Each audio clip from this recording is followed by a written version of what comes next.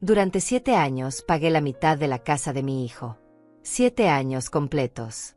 $840 cada mes, sin falta, sin retraso, sin pedir nada a cambio. Y cuando finalmente él se casó, cuando pensé que por fin podría respirar tranquila y ver el fruto de tanto esfuerzo, mi propio hijo me llevó a juicio. Me demandó. A mí. A su madre. Por la herencia de su padre. Me llamo Miriam Olivares. Tengo 69 años. Y esta es la historia de cómo mi hijo intentó destruirme por dinero. Todo comenzó 3 semanas después de su boda. Mario llegó a mi casa acompañado de su esposa Luciana. No venían a visitarme. No traían flores ni sonrisas. Venían con papeles. Documentos legales. Un abogado los esperaba afuera en el auto. Ni siquiera tuvieron la decencia de entrar solos. Mario se sentó frente a mí en la misma mesa donde lo alimenté durante 40 años. Luciana permaneció de pie, con los brazos cruzados, mirándome como si yo fuera una extraña. Y entonces mi hijo abrió la boca y dijo las palabras que jamás olvidaré. Mamá, venimos a hablar sobre la herencia de papá. Luciana y yo hemos consultado con un abogado. Legalmente, tú no tienes derecho a quedarte con todo. Esa casa que papá dejó también me pertenece. Y exigimos nuestra parte. Ahora. Me quedé mirándolo sin poder creer lo que escuchaba. Este era el mismo niño que cargué en brazos. El mismo joven al que sostuve cuando perdió su primer empleo. El mismo hombre al que ayudé a comprar su casa pagando mes tras mes sin que él siquiera me lo pidiera. Yo simplemente lo hice porque era mi hijo. Intenté hablar con calma. Le recordé que su padre había dejado todo en orden. Que el testamento estaba claro. Que la casa donde yo vivía era mía por derecho. Pero Mario negó con la cabeza como si yo fuera una anciana confundida que no entendía cómo funcionaban las leyes. No es tan simple, mamá. Papá murió hace 8 años. Tú has estado viviendo sola en esa casa grande. Es injusto. Nosotros somos jóvenes, tenemos planes, queremos formar una familia. Necesitamos ese dinero más que tú. Luciana asintió a su lado. Entonces ella habló por primera vez. Su voz era fría, calculada, como si hubiera ensayado cada palabra.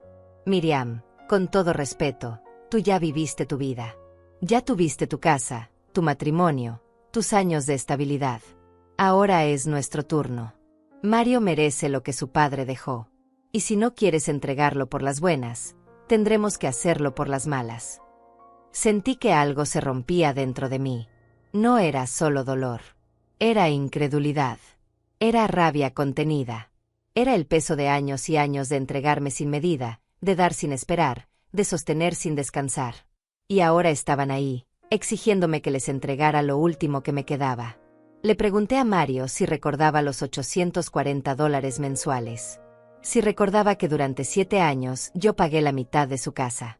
Que sacrifiqué mis propios ahorros, mis pequeños lujos, mis planes de viajar después de que su padre muriera, todo para que él tuviera un techo digno. Mario me miró con fastidio. Como si yo estuviera sacando a relucir favores del pasado que ya no importaban. Eso fue tu decisión, mamá. Nadie te obligó. Tú quisiste ayudarme. Ahora no puedes usar eso como excusa para quedarte con lo que no te corresponde. Luciana agregó algo peor.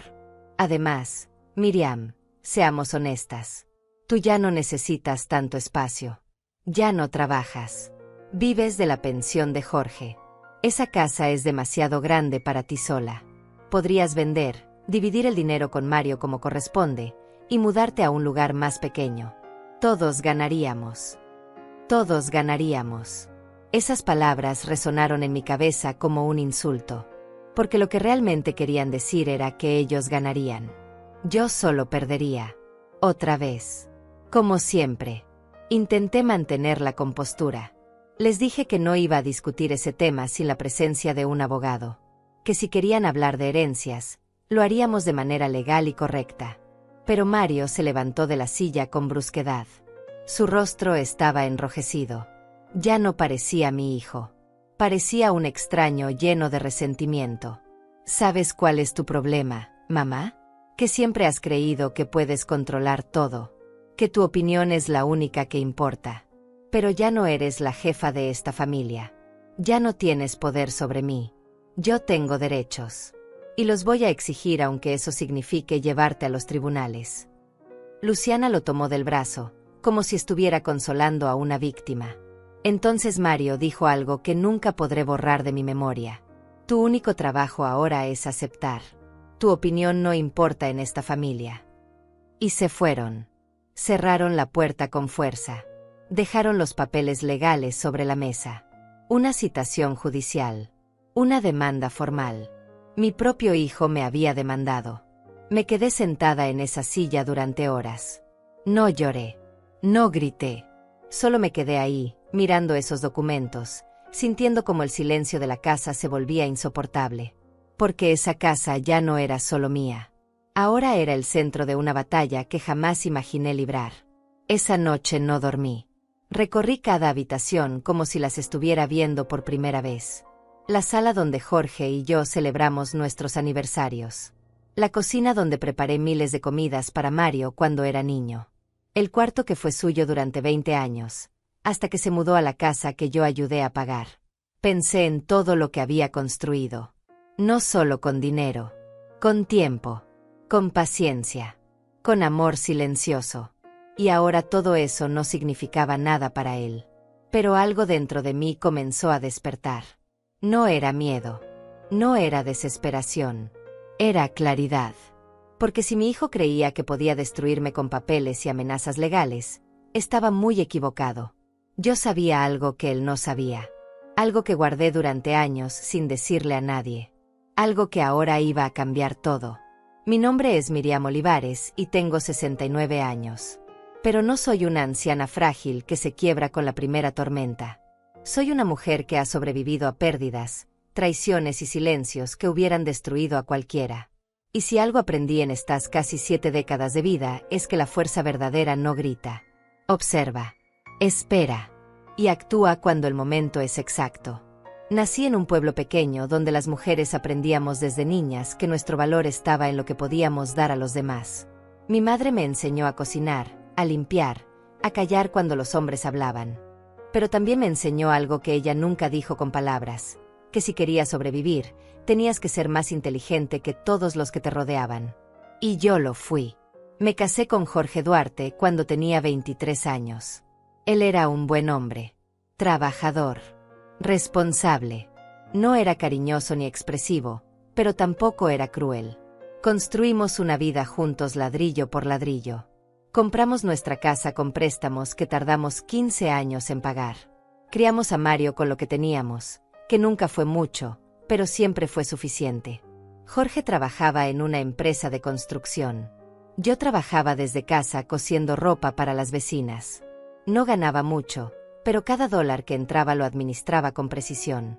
Llevaba un cuaderno donde anotaba cada gasto, cada ingreso, cada centavo que se movía en nuestra familia. Jorge se burlaba de mí por eso.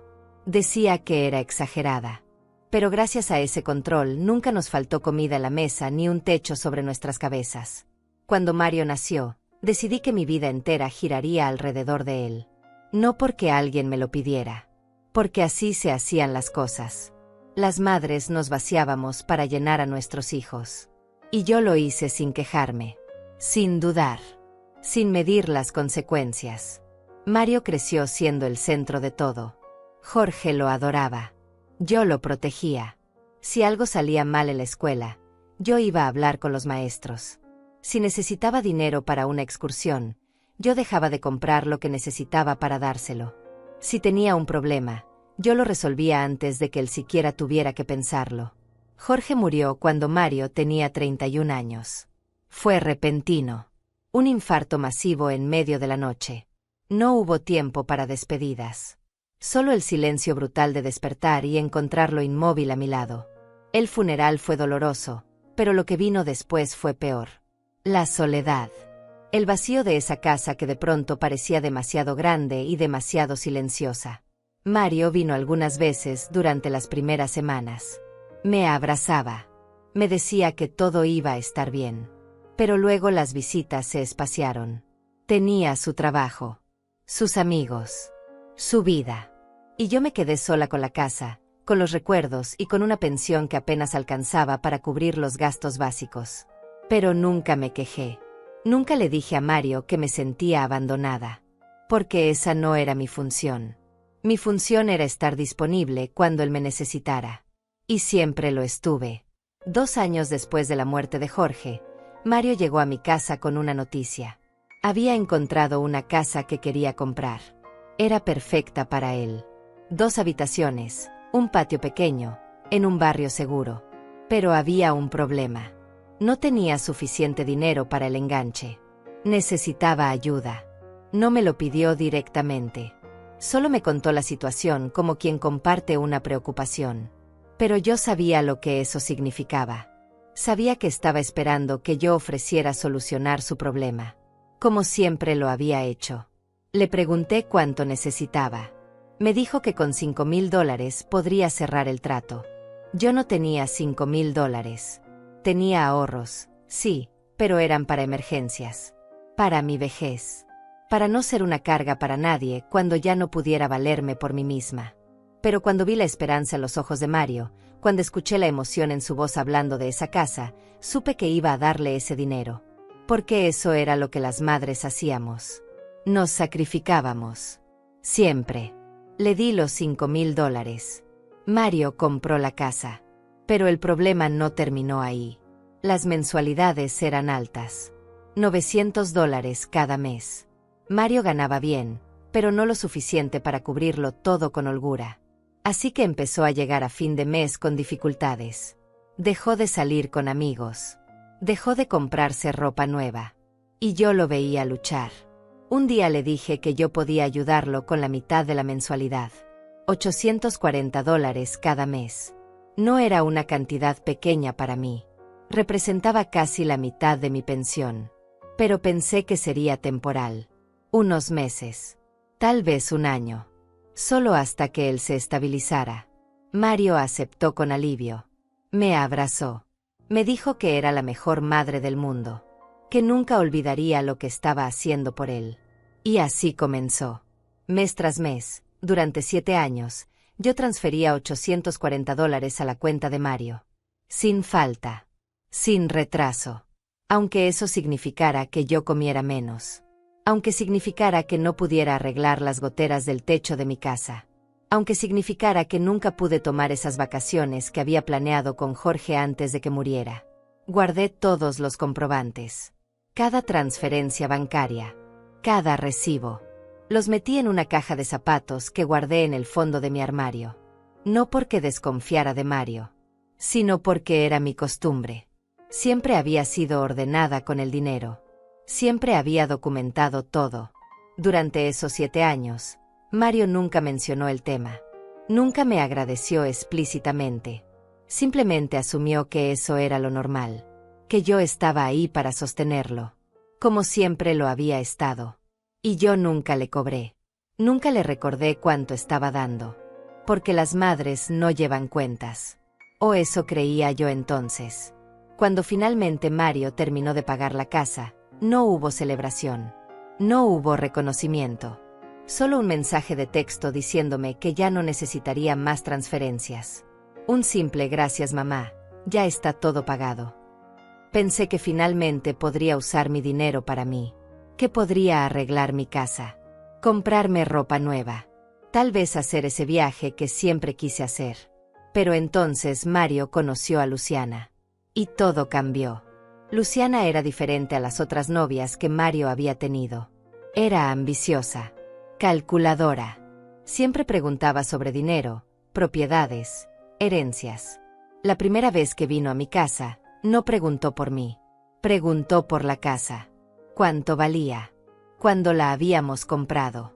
Si estaba completamente pagada. Me incomodó. Pero Mario parecía fascinado con ella. Decía que Luciana era inteligente. Que sabía lo que quería. Que no era como esas mujeres conformistas que solo esperaban que los hombres resolvieran todo. Se casaron 6 meses después de conocerse. Yo pagué parte de la boda. $3,000. Porque Mario me dijo que Luciana soñaba con una ceremonia linda y él no quería decepcionarla. Y 3 semanas después de esa boda, Llegaron a mi casa con papeles legales y un abogado esperando afuera. Ahora estaba sentada en mi sala, mirando esa citación judicial, entendiendo finalmente quién era mi hijo. Y quién había sido yo todo este tiempo. No era su madre. Era su recurso. Desde que Mario era niño, mi papel en la familia siempre estuvo claro. Yo era la que resolvía, la que cedía, la que nunca decía que no. Esa etiqueta no me la puse yo misma. Me la colgaron los demás y yo la cargué sin protestar durante décadas enteras. Recuerdo perfectamente cuando Mario tenía 8 años y quería una bicicleta nueva. Jorge había dicho que no teníamos dinero para eso. Pero Mario lloró durante días. No comía bien. No jugaba. Solo miraba por la ventana con esa tristeza que partía el corazón de cualquier madre. Yo tenía ahorrados $200 de mi trabajo de costura. Era dinero que había guardado durante meses para comprarme un abrigo nuevo. El mío estaba gastado, remendado en los codos, con el forro deshilachado. Pero cuando vi a Mario así, no lo pensé 2 veces. Compré la bicicleta. Jorge se molestó. Dijo que estaba malcriando al niño, que le estaba enseñando que con berrinches conseguía todo. Pero yo le dije que era solo una bicicleta, que Mario era feliz, que eso era lo único que importaba. Y Mario fue feliz. Durante 2 semanas. Luego la bicicleta quedó olvidada en el garaje y él ya quería otra cosa. Esa fue la primera vez. Pero no la última. Cada vez que Mario quería algo, yo encontraba la manera de dárselo. Aunque eso significara sacrificar lo mío. Aunque significara mentirle a Jorge sobre de dónde salía el dinero. Aunque significara quedarme sin lo que yo necesitaba. Cuando Mario cumplió 15 años, quiso hacer una fiesta grande. Invitar a todos sus compañeros de la escuela. Contratar música. Comprar comida para 50 personas. Jorge dijo que era un gasto innecesario. Que con una reunión familiar pequeña era suficiente. Pero Mario insistió. Dijo que todos sus amigos hacían fiestas grandes. Que él no quería ser menos. Que si no le hacíamos esa fiesta, iba a ser la burla de su salón. Yo usé mis ahorros otra vez. $800. Dinero que había guardado durante un año entero. Dinero que pensaba usar para arreglar el techo que goteaba cada vez que llovía. Pero la fiesta de Mario era más importante. Jorge no dijo nada esa vez. Solo me miró con decepción. Como si supiera que yo estaba creando un monstruo, pero no tenía fuerzas para detenerme. La fiesta fue un éxito. Mario estuvo feliz. Sus amigos lo felicitaron. Durante 2 días habló emocionado de lo bien que había salido todo. Luego nunca más mencionó el tema. Como si ese esfuerzo, ese sacrificio, hubiera sido lo más natural del mundo. Y así seguimos durante años. Yo dando. Mario recibiendo. Yo cediendo. Mario asumiendo que eso era mi obligación. Cuando Mario terminó la preparatoria, quiso estudiar una carrera universitaria que era cara. Muy cara. Jorge y yo no teníamos dinero para eso. Apenas podíamos cubrir nuestros gastos básicos. Pero Mario no quería ir a una universidad pública. Decía que la privada tenía mejor prestigio. Mejores oportunidades. Hablé con Jorge. Le dije que teníamos que encontrar la manera. Que no podíamos negarle a nuestro hijo la oportunidad de tener un futuro mejor. Jorge suspiró. Dijo que buscaríamos un préstamo. Y lo hicimos. Pedimos un préstamo de $15,000. Hipotecamos parte de la casa. Durante 5 años pagamos cuotas altísimas que nos dejaban sin margen para nada más. Pero Mario pudo estudiar en esa universidad privada. Se graduó 4 años después. Consiguió un trabajo bien pagado. Ganaba más que Jorge y yo juntos. Pero nunca ofreció ayudarnos con el préstamo que habíamos sacado por él. Nunca preguntó si estábamos bien económicamente. Simplemente asumió que nosotros nos las arreglaríamos. Como siempre lo habíamos hecho. Jorge murió antes de que termináramos de pagar ese préstamo.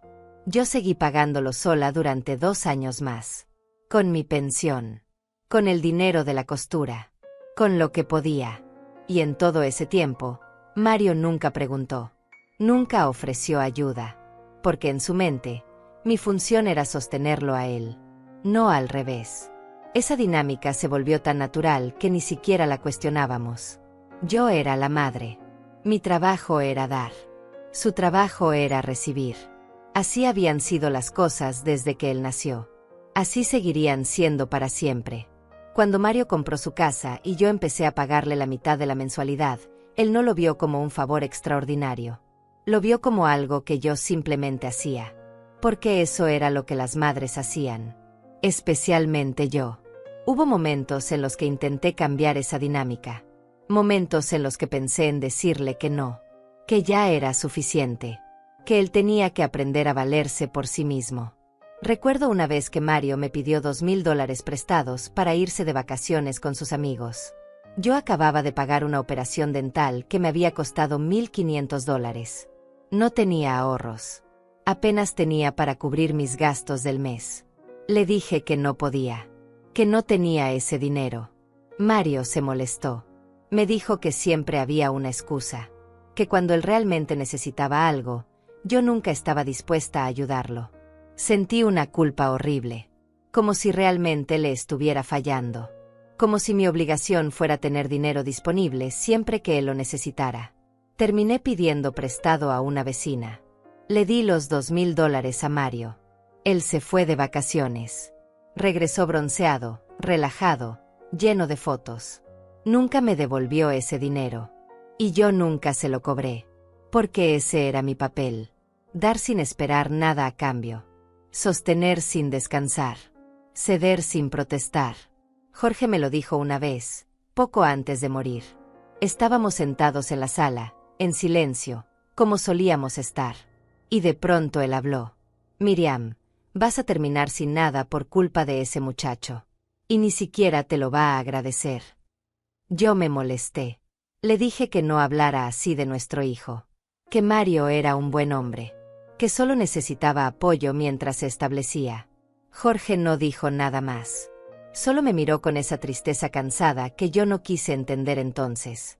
Ahora, sentada en mi sala con esos papeles legales sobre la mesa, entendía perfectamente lo que Jorge había querido decir. Había terminado sin nada. Y no solo sin dinero. Sin dignidad. Sin respeto. Sin valor. Para Mario, yo no era una persona. Era una función. Un recurso. Algo que se usaba cuando hacía falta y se ignoraba cuando no. Y la peor parte era que yo misma había construido ese papel. Yo había enseñado a Mario que podía tratarme así. Que mi opinión no importaba. Que mi vida giraba alrededor de la suya. Que yo existía para servirlo. Ahora él me lo estaba diciendo directamente. Tu opinión no importa en esta familia. No era una revelación. Era la confirmación de algo que siempre había sido cierto. Pero algo había cambiado dentro de mí. Tal vez fue el tono de su voz. Tal vez fue la frialdad en los ojos de Luciana. Tal vez fue simplemente que después de 69 años de existir para los demás, ya no me quedaba nada más que dar. Y cuando ya no te queda nada que perder, empiezas a pelear de verdad. Los sacrificios no comenzaron con la casa de Mario. Comenzaron mucho antes. Tanto antes que ya no recordaba cómo era vivir sin renunciar a algo por él.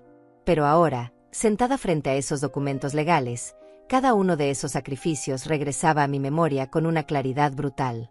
Cuando Mario tenía 16 años, se rompió el brazo jugando fútbol. Fue una fractura complicada que requería cirugía. El seguro médico que teníamos cubría solo una parte. Necesitábamos $4,000 para el resto. Jorge y yo no teníamos esa cantidad. Yo tenía un anillo que mi madre me había dejado cuando murió. Era de oro con una pequeña esmeralda. No era gran cosa, pero tenía un valor sentimental inmenso. Era lo único que conservaba de ella. Lo único que me conectaba con mi infancia, con mis raíces, con la mujer que me crió. Lo vendí por $3,200. No era suficiente, así que también vendí un reloj de Jorge que él había heredado de su padre. Conseguimos el dinero. Mario tuvo su cirugía. Recuperó el movimiento completo del brazo. Nunca le conté que había vendido el anillo de mi madre. No quería que se sintiera culpable. No quería que cargara con esa responsabilidad. Yo simplemente lo hice. Como hacía todo. En silencio. Sin esperar reconocimiento. 2 años después, cuando Mario se graduó de la preparatoria, todos sus compañeros recibieron regalos costosos de sus padres. Computadoras nuevas. Teléfonos de última generación. Viajes. Mario llegó a casa triste porque nosotros no teníamos dinero para darle nada así. Yo llevaba años ahorrando para hacerme un tratamiento dental. Necesitaba implantes. Había perdido 3 muelas y masticar se había vuelto doloroso.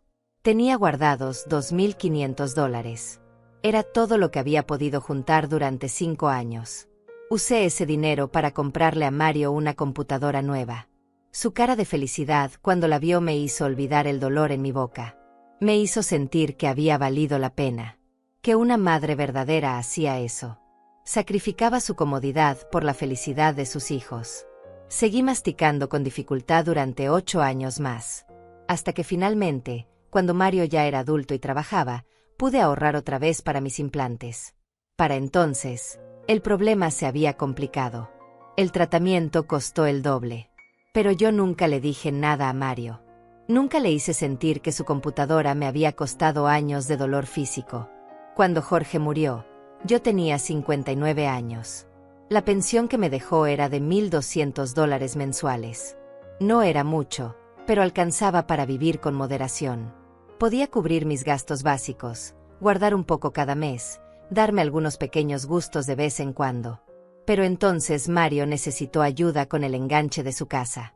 Le di $5,000 de mis ahorros. Me quedé sin colchón financiero, sin red de seguridad. Pero él tenía su casa. Y eso era lo que importaba. Luego empezaron las mensualidades. $840 cada mes. Casi la mitad de mi pensión. Tuve que reorganizar toda mi vida alrededor de esa cifra. Dejé de comprar carne. Era demasiado cara. Empecé a comer solo verduras, arroz, frijoles, huevo de vez en cuando. Bajé 10 kilos en el primer año. No porque quisiera. Porque no podía permitirme comer lo que necesitaba. Dejé de ir al médico para mis chequeos regulares. Cada consulta costaba $40. Cada medicamento era un gasto extra. Así que simplemente dejé de ir. Si me dolía algo, tomaba analgésicos baratos y esperaba que pasara. Dejé de encender la calefacción en invierno. El gas era caro. Me ponía 3 suéteres y me envolvía en cobijas. Había noches en las que temblaba de frío, pero miraba el techo y pensaba esto es temporal, solo hasta que Mario se estabilice. Dejé de salir con mis amigas. Cada café, cada comida fuera, cada actividad social costaba dinero que yo ya no tenía. Me volví invisible. Solitaria. Encerrada en mi casa contando centavos para poder transferirle a Mario sus $840 puntuales cada mes. Un año, durante el invierno, se rompió la tubería del baño. El agua se filtraba por las paredes. El plomero me cobró $600 por arreglarlo. No tenía ese dinero. Tuve que pedirle prestado a mi vecina Hilda. Tardé 6 meses en pagarle. 6 meses sintiéndome endeudada, avergonzada, pequeña. Mario nunca supo nada de eso. Porque yo nunca le conté. Nunca le dije que estaba pasando hambre para pagarle su casa. Nunca le dije que estaba arriesgando mi salud para que él viviera cómodo. Nunca le dije que me había vuelto invisible para que él pudiera brillar. Hubo un momento, durante el 4.º año de pagos, en el que consideré decirle que ya no podía más. Que necesitaba detener las transferencias. Que mi cuerpo estaba empezando a fallar por la mala alimentación y el estrés. Pero justo en ese momento, Mario llegó a visitarme. Venía emocionado. Me contó que había conseguido un ascenso en el trabajo. Que ahora ganaba mejor. Que finalmente las cosas estaban mejorando para él. Pensé que iba a decirme que ya no necesitaría mi ayuda. Que ahora él podía cubrir toda la mensualidad de su casa. Esperé esas palabras con una ansiedad desesperada. Pero no llegaron. Mario solo me abrazó y me dijo gracias por todo. Mamá, no sé qué haría sin ti. Y se fue. Y yo seguí transfiriendo $840 cada mes. Durante esos 7 años, nunca pude hacer las reparaciones necesarias en mi casa. El techo seguía goteando cuando llovía. Tenía que poner cubetas en 3 habitaciones diferentes. Las paredes estaban manchadas de humedad. El jardín se llenó de maleza porque no tenía dinero para contratar a alguien que lo cuidara y yo ya no tenía fuerzas para hacerlo sola. Mi casa se estaba cayendo a pedazos mientras yo pagaba la casa de mi hijo. Dejé de tomar las vitaminas que el médico me había recetado años atrás. Costaban $30 mensuales. $30 que necesitaba para completar el pago de Mario. Dejé de teñirme el cabello. El tinte costaba $20 cada 2 meses. $20 que ya no podía gastar en vanidades. Mi cabello se volvió completamente blanco. Envejecí 10 años en apariencia durante ese tiempo. Dejé de celebrar mi cumpleaños. No había dinero para pasteles ni reuniones. Simplemente era un día más. Mario me llamaba por teléfono, me cantaba el cumpleaños, me decía que me quería. Y yo me sentía agradecida por esa llamada. Como si eso fuera suficiente. Vendí algunas cosas de la casa que ya no usaba. Muebles viejos. Libros. Cuadros. Pequeñas antigüedades que Jorge y yo habíamos coleccionado durante nuestro matrimonio. Cada venta me partía el corazón, pero necesitaba el dinero. Hubo meses en los que tuve que elegir entre comprar mis medicamentos para la presión arterial o transferirle a Mario su pago. Siempre elegí transferirle a Mario. Siempre. Porque en mi mente, mi salud podía esperar. Sus necesidades no. Hilda, mi vecina, me veía cada vez más delgada, más callada, más apagada. Un día me dijo directamente Miriam, te estás matando por ese muchacho y él ni siquiera se da cuenta. Yo le sonreí y le dije que estaba exagerando, que todo estaba bien, que solo estaba cansada. Pero Hilda tenía razón. Me estaba matando. Lentamente. Silenciosamente. Y Mario no se daba cuenta porque yo me había encargado de que nunca lo supiera. Esa era mi especialidad. Sufrir en silencio para que los demás vivieran tranquilos. Y ahora, después de todo eso, después de haberme vaciado completamente por él, mi hijo estaba ahí con papeles legales exigiéndome lo último que me quedaba. La casa que Jorge y yo construimos. La herencia que legalmente me pertenecía. Mi dignidad. Pero había algo que Mario no sabía. Algo que iba a cambiar todo. La citación judicial llegó por correo certificado 3 días después de aquella visita. El sobre era grueso, oficial, con sellos legales que lo hacían ver amenazante. Lo abrí con manos temblorosas y leí cada palabra con una mezcla de incredulidad y dolor que me atravesaba el pecho. Mario Olivares contra Miriam Olivares. Mi propio apellido usado como arma en mi contra. El documento era extenso, lleno de términos legales que apenas comprendía, pero el mensaje central era claro y brutal. Mario exigía la división inmediata de la herencia de Jorge. Reclamaba que yo había retenido ilegalmente bienes que le correspondían, que había manipulado el testamento, que me había aprovechado de mi posición como viuda para quedarme con todo. Cada acusación era una puñalada. No solo por lo que decía, sino por quien lo decía. Mi hijo. El niño que había cargado en mi vientre. El joven que había criado con cada gramo de mi fuerza. El hombre por el que había sacrificado todo. El documento incluía una valoración de la casa. $230,000. Según el abogado de Mario, la mitad me correspondía a mí y la otra mitad a él como heredero directo. $115,000 que debía entregarle de inmediato, o en su defecto, vender la casa y dividir el dinero. Vender la casa. Mi casa. El lugar donde había vivido durante 32 años. Donde había criado a Mario. Donde había llorado la muerte de Jorge. Donde estaban grabados cada recuerdo de mi vida adulta. Querían que la vendiera como si fuera un objeto sin valor. Como si los años no significaran nada. Pero había más. El documento también reclamaba que yo había vivido gratuitamente en una propiedad que no era completamente mía durante los 8 años desde la muerte de Jorge. Que debía compensar a Mario por ese uso exclusivo.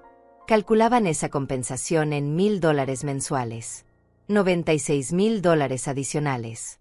Leí esa parte 3 veces sin poder creerlo. Me estaban cobrando por vivir en mi propia casa. En la casa que Jorge y yo compramos con préstamos que tardamos 15 años en pagar. En la casa que mantuve, limpié, reparé con mi propio dinero durante casi una década de viudez. La audiencia estaba programada para dentro de 6 semanas. Tenía 6 semanas para conseguir un abogado, preparar mi defensa, enfrentarme legalmente a mi propio hijo. Llamé a Mario esa misma tarde. Necesitaba escuchar de su propia voz que esto era real, que realmente estaba haciendo esto. Contestó al tercer tono. Su voz sonaba normal, casual, como si no acabara de destruir mi vida. Hola mamá, ¿qué necesitas? Me costó encontrar las palabras. Finalmente pregunté si había recibido mi llamada porque había visto los documentos legales. Si realmente iba a llevarme a juicio por la casa de su padre. Hubo un silencio breve. Luego Mario suspiró como si yo fuera una niña terca que no entendía cosas obvias. Mamá, es solo un procedimiento legal. No tiene nada personal.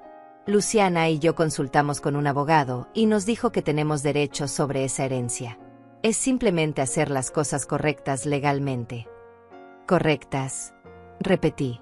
¿Llevar a tu madre a juicio te parece correcto? Es la única manera de resolver esto si tú no quieres cooperar. Te pedimos que habláramos civilizadamente y te negaste. Ahora tenemos que hacerlo por la vía legal. Tú nos obligaste a esto. Yo los había obligado. Según Mario, el problema no era que él me estuviera demandando. El problema era que yo no había aceptado entregarle todo sin resistencia. Le recordé los 7 años. Los $840 mensuales.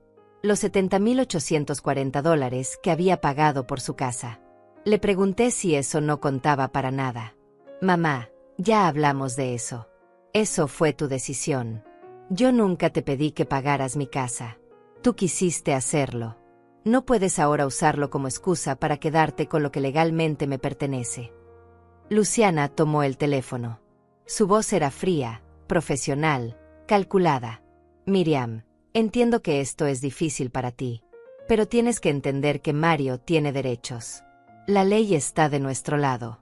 Puedes hacer esto fácil o difícil, pero el resultado será el mismo. Mi consejo es que consigas un buen abogado y lleguemos a un acuerdo razonable antes de la audiencia. ¿Un acuerdo razonable? Pregunté. ¿Cómo entregarles la mitad de mi casa? ¿Cómo reconocer que esa casa no es solo tuya? Jorge también era padre de Mario. Mario tiene derecho a esa herencia. Y sí, si eso significa vender la casa y dividir el dinero, entonces eso es lo que debe pasar.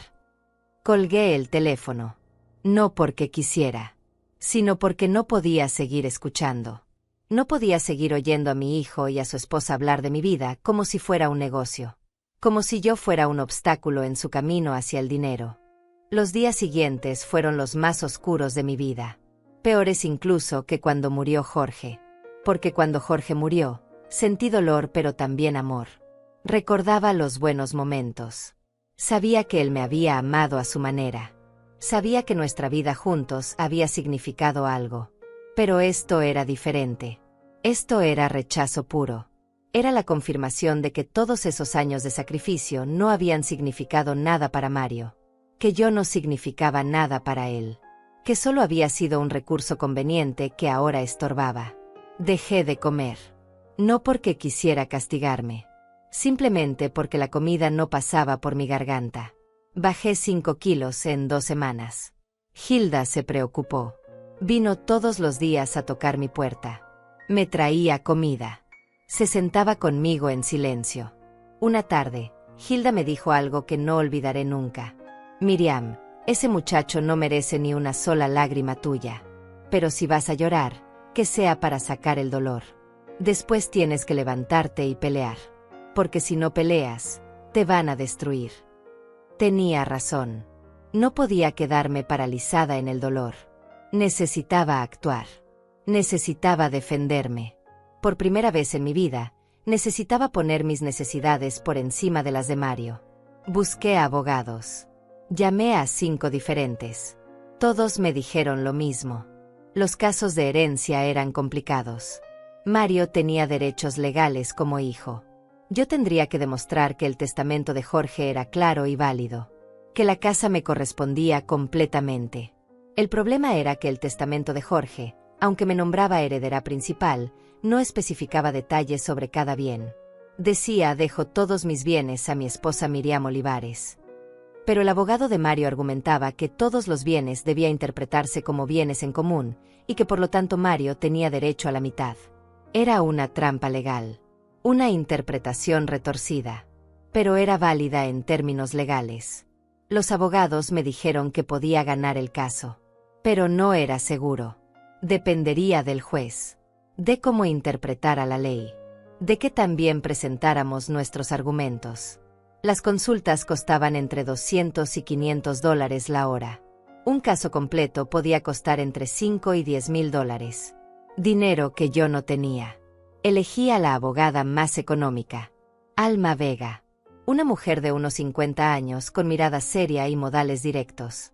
Me cobró $3,000 por adelantado para tomar el caso. Tuve que pedir un préstamo pequeño para pagarle. Alma leyó todos los documentos. Revisó el testamento de Jorge. Escuchó mi historia completa. Luego me miró fijamente y me preguntó algo que me sorprendió. ¿Tiene usted alguna prueba de todo lo que pagó por su hijo? ¿Recibos? ¿Transferencias bancarias? Algo documentado. Le conté sobre la caja de zapatos. Sobre los comprobantes que había guardado durante 7 años. Alma sonrió por primera vez. Tráigame todo eso. Cada papel. Cada recibo. Todo lo que tenga. Eso podría cambiar completamente este caso. Salí de su oficina con algo que no había sentido en semanas. Esperanza.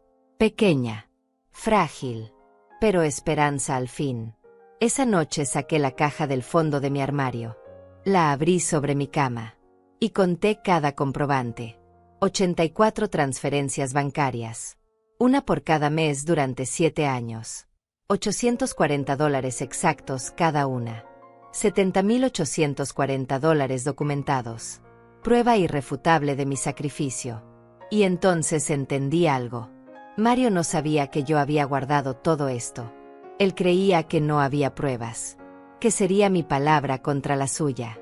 Que podría negar o minimizar todo lo que yo había hecho por él. Pero yo tenía pruebas. Y esas pruebas lo cambiarían todo. La caja de zapatos estuvo guardada en mi armario durante 7 años sin que nadie supiera de su existencia. Ni siquiera Mario. Especialmente Mario. Porque yo nunca guardé esos comprobantes pensando en usarlos algún día contra él. Los guardé porque era mi naturaleza. Porque siempre fui meticulosa con el dinero. Porque llevar registro de cada gasto era algo que mi madre me enseñó cuando era niña. El dinero no miente, me decía ella mientras anotaba cada centavo en su cuaderno gastado. La memoria falla, las personas olvidan, pero los números siempre dicen la verdad. Yo había heredado ese hábito. Durante toda mi vida adulta llevé registro de cada ingreso y cada gasto. Tenía cuadernos llenos de anotaciones, cajas llenas de recibos, archivos llenos de documentos. Jorge se burlaba de mí por eso. Decía que era obsesiva. Pero gracias a esa obsesión, ahora tenía en mis manos algo que podría salvarme. Pasé toda la noche organizando los documentos. Los separé por año. Los ordené cronológicamente. Cada comprobante de transferencia bancaria estaba ahí. 84 en total. Cada uno marcaba claramente la fecha, la cantidad exacta de $840 y el destinatario, Mario Olivares. Pero había más. Mucho más de lo que yo misma recordaba. Encontré el recibo de los $5,000 que le di para el enganche de la casa. Una transferencia bancaria grande con una nota que decía préstamo para casa de Mario. Préstamo. Yo misma lo había llamado préstamo en ese momento. Aunque nunca esperé que me lo devolviera, el documento decía préstamo. Encontré el recibo de los $3,000 que pagué por su boda. Una transferencia con la nota contribución boda Mario y Luciana. Encontré recibos de regalos más pequeños que había olvidado. $1,000 cuando Mario perdió su trabajo hace 4 años. $700 cuando necesitó reparar su auto. $500 para comprar muebles nuevos. $200 aquí. 300 allá. Cuando terminé de contabilizar todo, el total era devastador. $89,540. Casi $90,000 que yo le había dado a Mario a lo largo de los años. Todo documentado. Todo comprobado. Todo real. Me senté en mi cama mirando esa montaña de papeles y sentí algo extraño. No era satisfacción. No era venganza. Era tristeza. Porque esos papeles representaban años de mi vida. Años de sacrificio. Años de privarme de cosas básicas para que mi hijo viviera mejor. Y él ni siquiera lo recordaba. O peor aún, lo recordaba pero no le importaba. A la mañana siguiente llevé todo a la oficina de Alma Vega. Ella revisó cada documento con cuidado. Tomaba notas. Hacía cálculos. Su expresión era cada vez más seria. Cuando terminó, me miró por encima de sus lentes. Miriam, esto es oro puro. Su hijo no tiene idea de lo que está a punto de enfrentar. ¿Esto realmente ayuda en el caso?, pregunté. Ayuda es poco. Esto cambia completamente la narrativa. Su hijo la está acusando de retener su herencia. Pero usted tiene pruebas documentadas de que le ha dado casi $90,000 a lo largo de los años. Eso demuestra dos cosas importantes. Primero, que usted no es una madre egoísta que se aferra a su dinero. Segundo, y esto es lo crucial, que su hijo ya recibió mucho más de lo que legalmente le correspondería de cualquier herencia. Alma siguió explicando. Según la ley, los padres podían hacer donaciones en vida a sus hijos. Pero esas donaciones podían considerarse como adelantos de herencia. Si yo podía demostrar que le había dado cantidades significativas a Mario, un juez podría determinar que él ya había recibido su parte. Además, continuó Alma, está el tema de la reciprocidad. Usted pagó la mitad de su casa durante 7 años. Eso no fue un regalo. Fue una inversión. Y si él quiere reclamar derechos sobre la casa de su padre, usted puede reclamar derechos sobre la casa de él.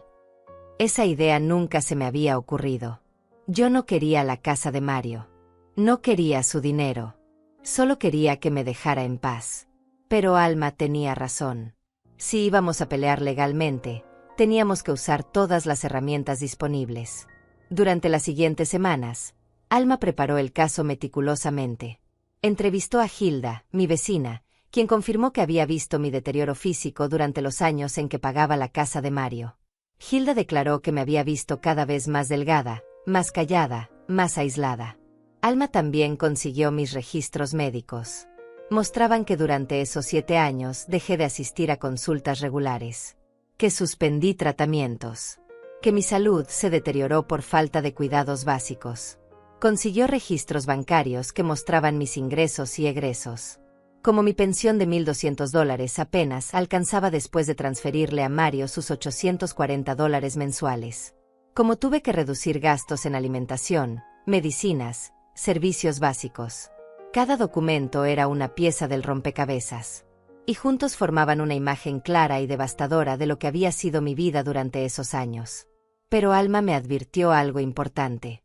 Miriam, cuando presentemos esto en la audiencia, su hijo va a quedar muy mal parado. Va a ser humillante para él.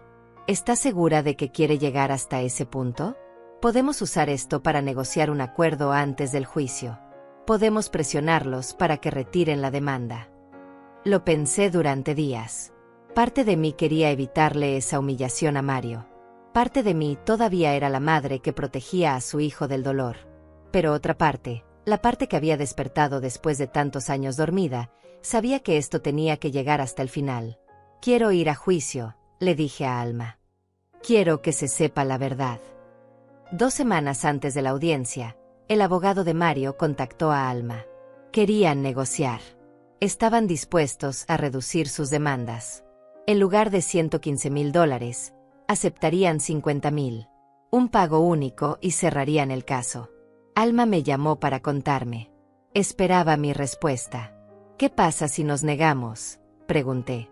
Vamos a juicio. Y con las pruebas que tenemos, es muy probable que ganemos. Pero nunca hay certeza absoluta en estos casos. Los juicios son impredecibles. Dígales que no, respondí. No voy a darle ni un solo dólar más a mi hijo. Una semana antes de la audiencia, Mario me llamó directamente. Era la primera vez que hablábamos desde aquella conversación horrible semanas atrás. Su voz sonaba tensa, molesta. Mamá, mi abogado dice que tu abogada está siendo poco razonable. Te ofrecimos un acuerdo justo. ¿Por qué lo rechazaste? Justo, repetí. $50,000 te parece justo después de todo lo que hice por ti. Mamá, ya basta con ese discurso. No puedes usar el pasado para manipularme. Esto es sobre la herencia de papá. Sobre mis derechos legales. Deja de hacerte la mártir. Algo dentro de mí se quebró con esas palabras. Ya no quedaba nada de la madre sumisa que siempre cedía. Solo quedaba una mujer cansada que había llegado a su límite. Nos vemos en la audiencia, Mario. Y colgué. Los días previos al juicio apenas dormí. Repasaba mentalmente cada argumento, cada prueba, cada documento. Alma me había preparado bien. Sabía exactamente qué esperar. Sabía que el abogado de Mario intentaría desacreditar mis pruebas, que intentaría pintarme como una madre manipuladora que llevaba cuentas de cada favor. Pero yo estaba lista. Por primera vez en mi vida, estaba lista para pelear por mí misma. La noche antes de la audiencia, saqué la ropa que usaría. Un vestido sencillo color gris. Zapatos cómodos. Nada llamativo. Nada que pareciera calculado. Solo una mujer de 69 años presentándose ante un juez para defender lo que era suyo. Metí todos los documentos en un sobremanila grueso. Alma ya tenía copias, pero yo quería tener los originales conmigo. Quería poder tocarlos. Sentir su peso. Recordar que eran reales. Que mi sacrificio había sido real. Hilda vino esa noche a verme. Me trajo té caliente y pan recién horneado. Se sentó conmigo en silencio durante un rato. Luego habló. Mañana ese muchacho va a entender con quién se metió. Y espero que le duela tanto como te dolió a ti. No respondí. Porque en el fondo, una parte pequeña de mí todavía no quería que Mario sufriera. Todavía era su madre. Todavía recordaba al niño que había sido antes de convertirse en el hombre que era ahora. Pero el resto de mí, la parte más grande y más fuerte, sabía que esto era necesario. Que la única manera de recuperar mi dignidad era parándome firme y dejando que la verdad hablara por sí misma. El día de la audiencia amaneció gris y frío. Me levanté a las 5 de la mañana, aunque la cita era a las 10. No había podido dormir. Cada vez que cerraba los ojos veía el rostro de Mario, su mirada llena de desprecio, sus palabras como cuchillos. Tu opinión no importa en esta familia. Me vestí despacio. Me peiné el cabello blanco que ya no podía teñir. Me miré en el espejo y vi a una mujer de 69 años que había vivido demasiado y había dado demasiado. Pero también vi algo nuevo en mis ojos. Determinación. Fuerza. Dignidad recuperada. Alma pasó por mí a las 9. Llevaba un portafolio negro repleto de documentos. Durante el camino al juzgado me explicó nuevamente cómo sería el proceso. El juez escucharía primero los argumentos del abogado de Mario, luego los nuestros. Después revisaría las pruebas y haría preguntas si lo consideraba necesario. Mantenga la calma sin importar lo que digan, me advirtió Alma. No reaccione. No llore. No grite. Deje que las pruebas hablen por usted. Llegamos al juzgado 20 minutos antes. Era un edificio antiguo con pasillos largos que olían a papel viejo y desinfectante. Nos sentamos en una banca de madera a esperar. Mis manos temblaban. Las mantuve entrelazadas sobre mi regazo para que nadie lo notara. Mario llegó 10 minutos después acompañado de Luciana y su abogado. Un hombre alto de traje oscuro que caminaba con arrogancia. Mario me vio y apartó la mirada. Luciana me observó con frialdad, como evaluando a un enemigo. No hubo saludos. No hubo reconocimiento. Éramos extraños a punto de destruirnos mutuamente. Nos llamaron a la sala. Era más pequeña de lo que había imaginado. Una mesa para el juez al frente. 2 mesas laterales para las partes. Sillas de madera dura. Paredes color crema sin decoración. Todo era austero, impersonal, frío. El juez entró y todos nos pusimos de pie. Era un hombre de unos 60 años, cabello gris, lentes gruesos, expresión seria. Se sentó y nos indicó que hiciéramos lo mismo. Abrió una carpeta, revisó algunos papeles y comenzó. El abogado de Mario habló primero. Su voz era firme, profesional, ensayada.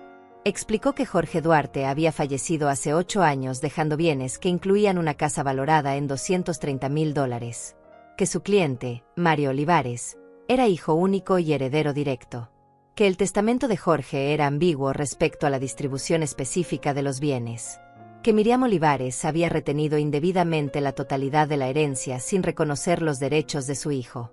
Cada palabra era técnica, fría, desprovista de emoción, como si estuviéramos hablando de objetos y no de una familia destruida, como si yo fuera simplemente un obstáculo legal y no la madre que había dedicado su vida entera a ese hombre sentado al otro lado de la sala.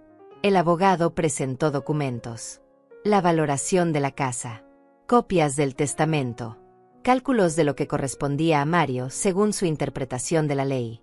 Incluso presentó facturas de gastos que Mario había tenido recientemente y que según él justificaban su necesidad urgente del dinero.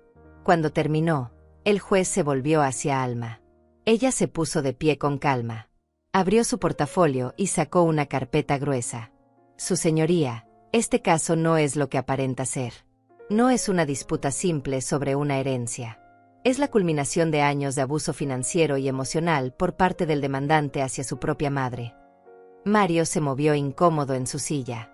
Luciana le susurró algo al oído. El juez levantó una ceja con interés. Alma continuó. Explicó cómo yo había sostenido económicamente a Mario durante años.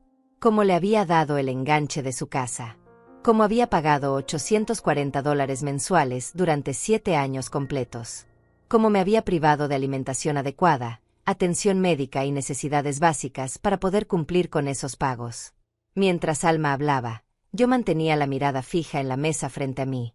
No quería ver la cara de Mario. No quería ver su reacción. Solo quería que terminara. Entonces Alma dijo las palabras que cambiaron todo.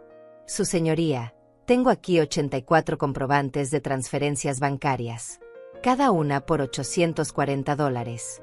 Cada una enviada puntualmente, mes tras mes, durante 7 años. El total asciende a $70,840. Además tengo documentación de otras donaciones que suman casi $19,000 adicionales. En total, la señora Olivares entregó a su hijo $89,540 documentados. El silencio en la sala fue absoluto. Mario se había puesto pálido. Luciana miraba a Alma con incredulidad.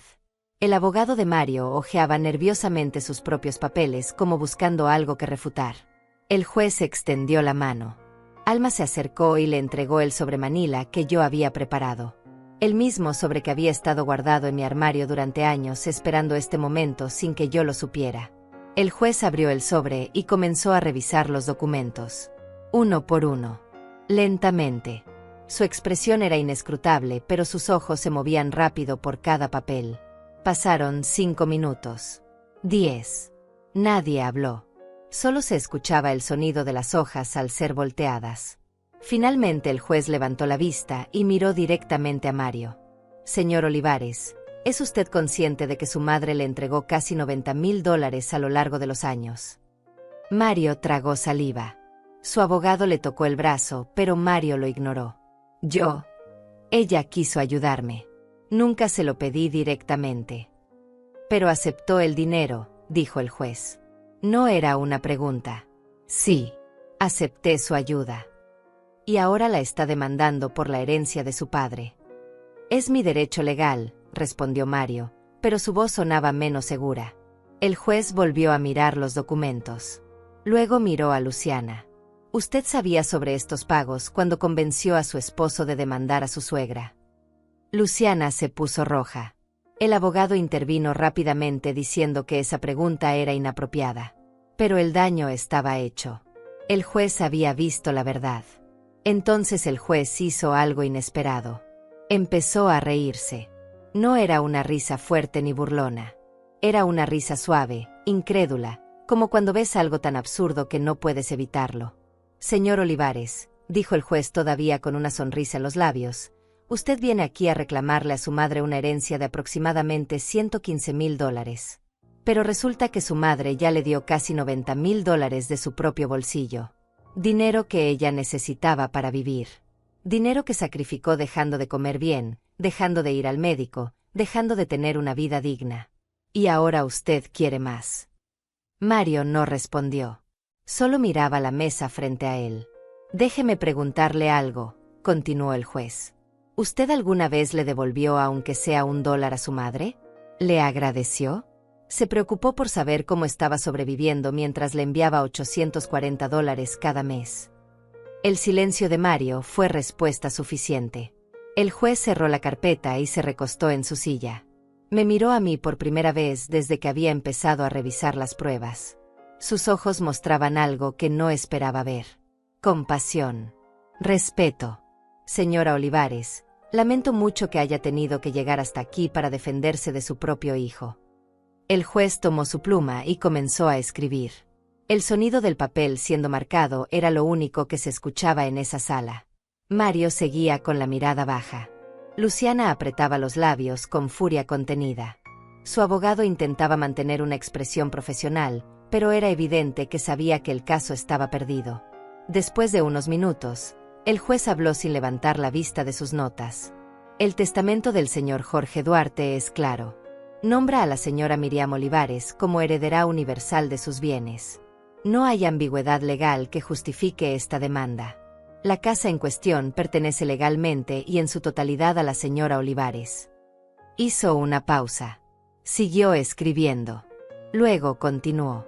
Respecto a las donaciones documentadas, la ley permite que un padre pueda exigir la devolución de dinero prestado a un hijo si existe documentación que lo respalde. La señora Olivares tiene en su poder 84 comprobantes de transferencias bancarias por un total de $70.840, más donaciones adicionales por casi $19.000. Estas sumas podrían ser reclamadas legalmente como deudas. Mario levantó la cabeza bruscamente. Su rostro mostraba pánico. Sin embargo, continuó el juez, entiendo que la señora Olivares no ha expresado intención de reclamar esa deuda. Solo ha buscado defender su derecho a conservar su hogar. Por lo tanto, mi fallo es el siguiente. El juez nos miró a todos antes de hablar. Su voz era firme, final, inapelable.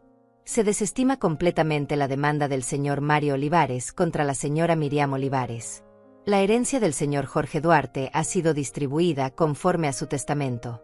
No existe base legal para reclamar división de bienes. El señor Olivares deberá cubrir los costos legales de ambas partes por presentar una demanda infundada. Este caso queda cerrado. Golpeó el martillo sobre la mesa. Un sonido seco que marcó el final. El final de la demanda. El final de la pesadilla. El final de algo mucho más grande que un juicio. Mario se puso de pie abruptamente. Luciana lo siguió.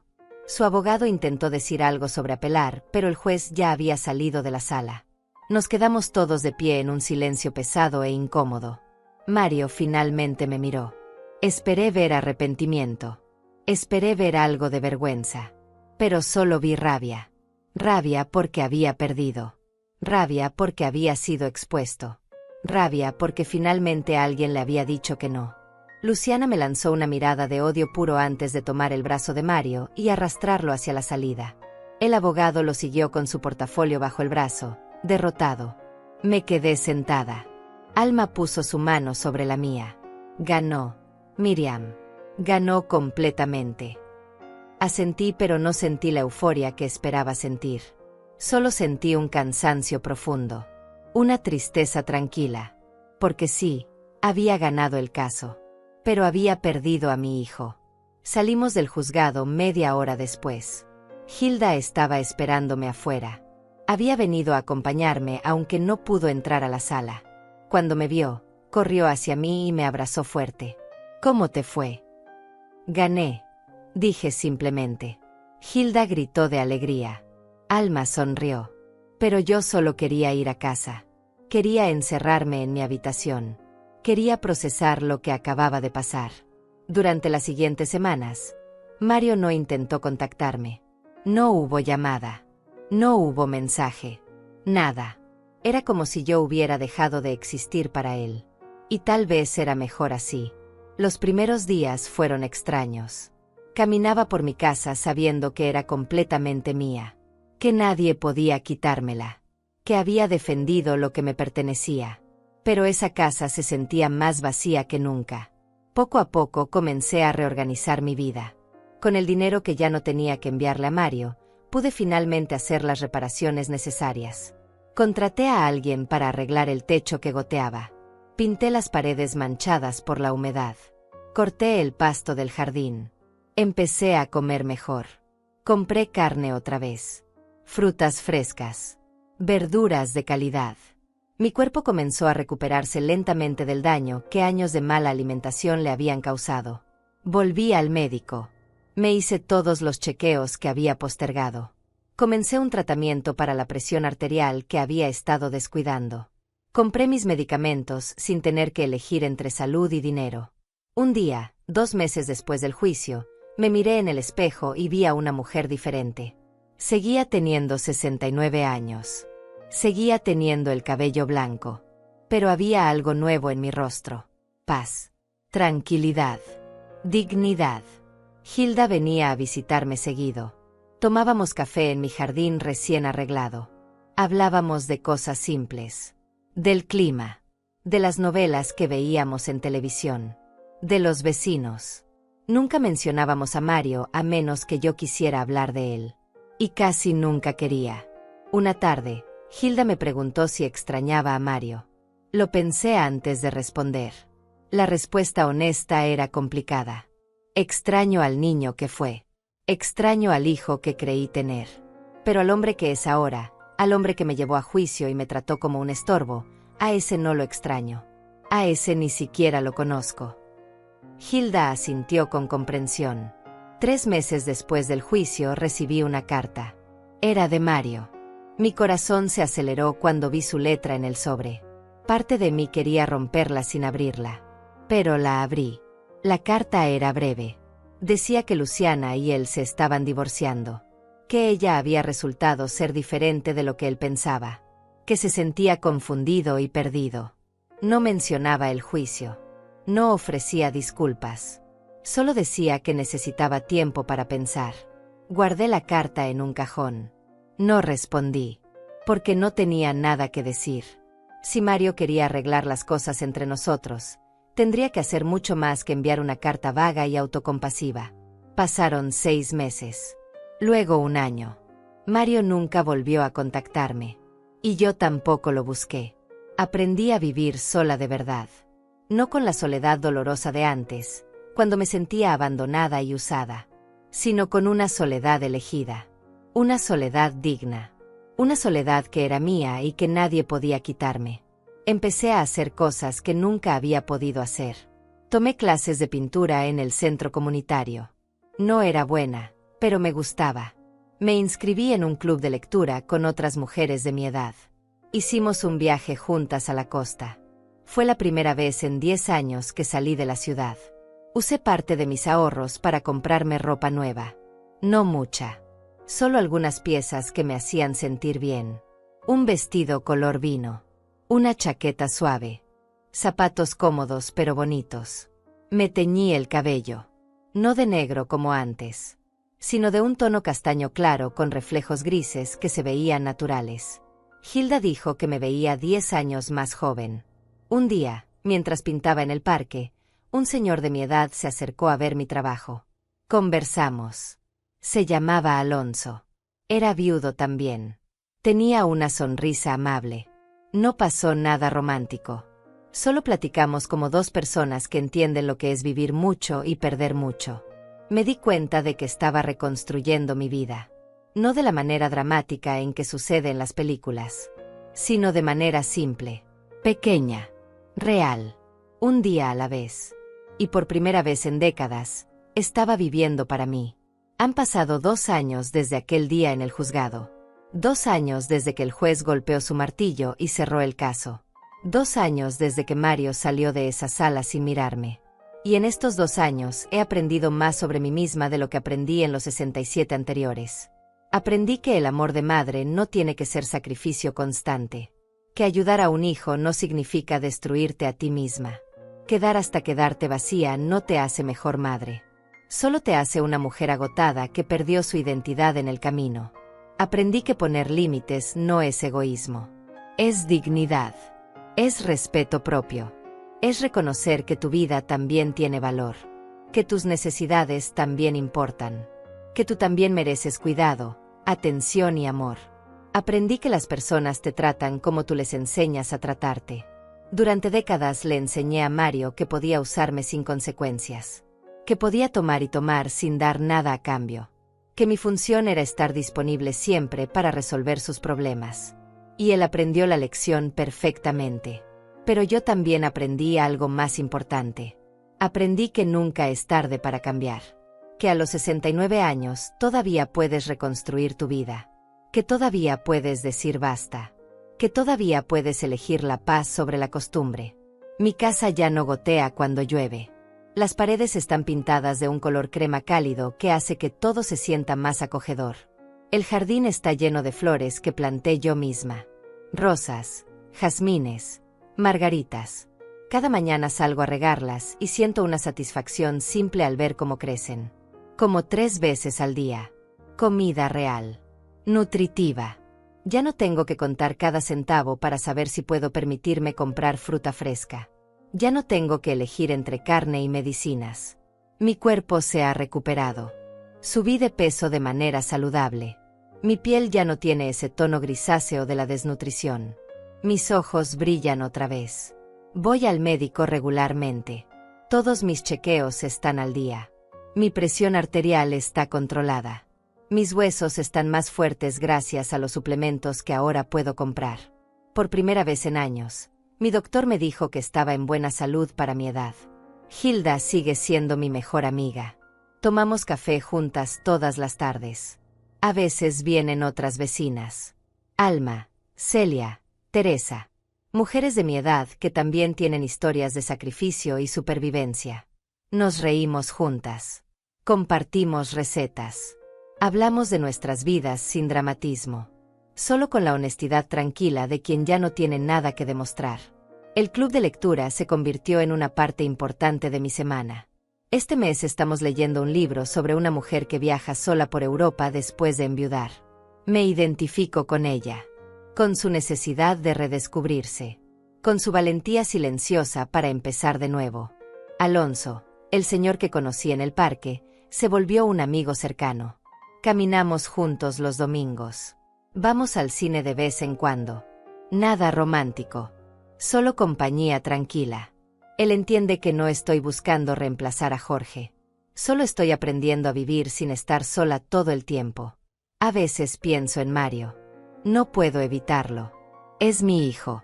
Siempre será mi hijo. Pero ya no siento ese dolor agudo en el pecho cuando pienso en él. Ahora es una tristeza suave. Una melancolía por lo que pudo ser y no fue. Me pregunto si él piensa en mí. Si se arrepiente de lo que hizo. Si alguna vez se da cuenta del daño que causó. Pero esas preguntas ya no me quitan el sueño. Ya no definen mis días. Son solo pensamientos que vienen y van como nubes pasajeras. Hace 6 meses recibí otra carta suya. Esta vez era diferente. Pedía perdón. Decía que había estado en terapia. Que había entendido muchas cosas sobre sí mismo y sobre nuestra relación. Que quería intentar reconstruir nuestro vínculo. La leí 3 veces. Luego la guardé en el mismo cajón donde está la primera. No la rompí. Pero tampoco respondí. Porque perdonar no significa olvidar. Y reconstruir una relación requiere más que palabras bonitas en papel. Requiere acciones. Requiere tiempo. Requiere que yo esté lista. Y todavía no lo estoy. Tal vez algún día lo estaré. Tal vez algún día Mario y yo podamos sentarnos a tomar café y hablar como 2 adultos que se respetan. Pero ese día no es hoy. Y no sé si será mañana. Y está bien. Porque por primera vez en mi vida, estoy poniendo mis tiempos y mis necesidades primero. Ayer cumplí 71 años. Hilda organizó una pequeña fiesta en mi casa. Vinieron 12 personas. Mujeres del club de lectura. Vecinas. Alonso. Comimos pastel. Reímos. Me cantaron las mañanitas desafinadas, pero llenas de cariño genuino. Cuando todos se fueron y me quedé sola en mi sala, miré a mi alrededor y sentí algo que no había sentido en décadas. Plenitud. No felicidad explosiva. No euforia. Solo una satisfacción profunda y tranquila de estar exactamente donde debía estar. Tengo 71 años. Tengo el cabello blanco con algunos reflejos castaños. Tengo arrugas que cuentan historias de dolor, pero también de supervivencia. Tengo una casa que es completamente mía. Tengo amigas que me valoran. Tengo días llenos de actividades que elijo yo. Y tengo algo más importante que todo lo demás.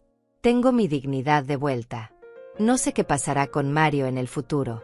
No sé si algún día volveremos a tener una relación. No sé si él realmente ha cambiado o si solo está diciendo lo que cree que quiero escuchar. Pero sé esto con absoluta certeza. Ya no voy a vaciarme por nadie. Ya no voy a sacrificar mi bienestar por complacer a otros. Ya no voy a aceptar migajas de afecto a cambio de entregarme completa.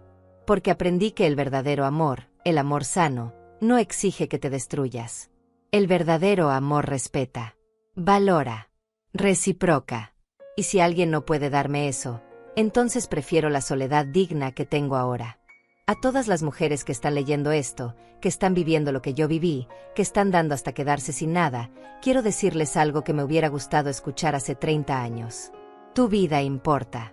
Tus necesidades importan. Tu felicidad importa. Ser madre no significa desaparecer. Ser esposa no significa anularte. Ser hija, hermana, amiga, no significa existir solo para servir a otros. Puedes ayudar sin destruirte. Puedes amar sin vaciarte. Puedes dar sin perderte. Y si alguien te dice que tu opinión no importa, si alguien te trata como un recurso en lugar de una persona, si alguien solo te busca cuando necesita algo, tienes todo el derecho del mundo de alejarte. Aunque sea tu hijo. Aunque sea tu familia. Porque la familia verdadera no destruye. La familia verdadera cuida. Respeta. Valora. Y si no tienes esa familia, entonces créala. Con amigos. Con vecinos. Con personas que elijan estar en tu vida porque te aprecian, no porque te necesitan. Yo encontré mi paz a los 71 años. Pero no tiene que tomarte tanto tiempo. Puedes empezar hoy. Puedes decir basta hoy. Puedes elegir tu dignidad hoy. Esta es mi historia. La historia de cómo pagué la casa de mi hijo durante 7 años y él me demandó por una herencia. La historia de cómo me defendí. De cómo gané. De cómo finalmente aprendí a vivir para mí. Y si mi historia puede ayudar aunque sea a una mujer a poner límites, a defenderse, a valorarse, entonces cada lágrima, cada sacrificio, cada momento de dolor, habrá valido la pena. Porque al final, la mejor herencia que podemos dejar no es dinero ni propiedades.